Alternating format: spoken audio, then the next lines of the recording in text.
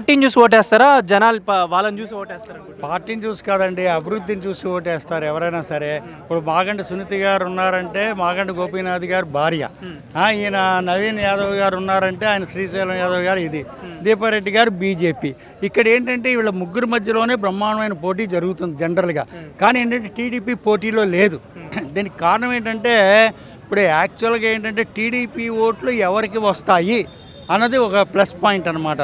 నేను అనుకోవడం ఏంటంటే అంతకుముందు లాస్ట్ టైం చంద్రబాబు నాయుడు గారు కాంగ్రెస్కే సపోర్ట్ చేయండి అని చెప్పి అన్నారు. ఇప్పుడు కూడా అదే రీతిలో జరిగేటటువంటి అవకాశం ఉందన్నమాట. నన్ను అడిగితే ఎక్కువగా చీలేది ఇక్కడ బీజేపీ బీఆర్ఎస్ ఓట్లే చీలుతాయి.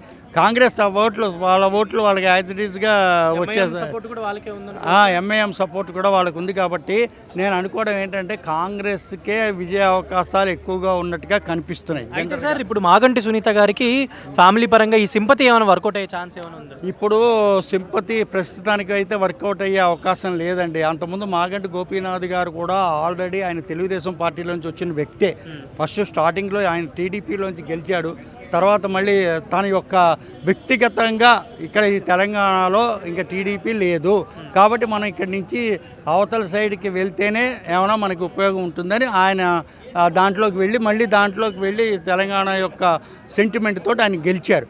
ఇప్పుడు సెంటిమెంట్ అన్నది చాలా మటుకు తగ్గిపోయింది. దానికి కారణం ఏంటంటే ఈ కుంభకోణాలన్నీ బయటపడుతున్నాయి కదా. ఒక్కొక్క కుంభకోణం బయటపడడం వల్ల సెంటిమెంట్ తోటి ఇంక పని లేదు. కాబట్టి ఏంటంటే రేవంత్ రెడ్డి గారు అభివృద్ధి చాలా బాగానే ఉంది. ఆయన కూడా మొత్తం ఎన్నో ప్రాజెక్టుల గురించి దాని గురించి ఇస్తున్నారు. కేసీఆర్ గారు ఎప్పుడు ఫామ్ హౌస్కే పరిమితం అవుతున్నారు తప్ప ఆయన బయటకు వచ్చి ఎక్కువగా వాళ్ళ అబ్బాయి కేటీఆర్ గారే మొత్తం అంతా తీసుకున్నారు.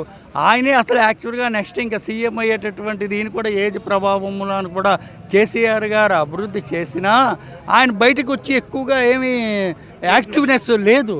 ఫామ్ హౌస్లోనే ఆయన పరిమితం అయిపోతున్నారు. యాక్చువల్గా నిజంగా కేసీఆర్ కనుక బయటకు వచ్చి ఎంతో ఇది చేస్తే కొద్దిగానైనా బాగుండేది. అలా లేకపోవడం వల్ల కాంగ్రెస్కు ప్లస్ పాయింట్ అయిపోయింది.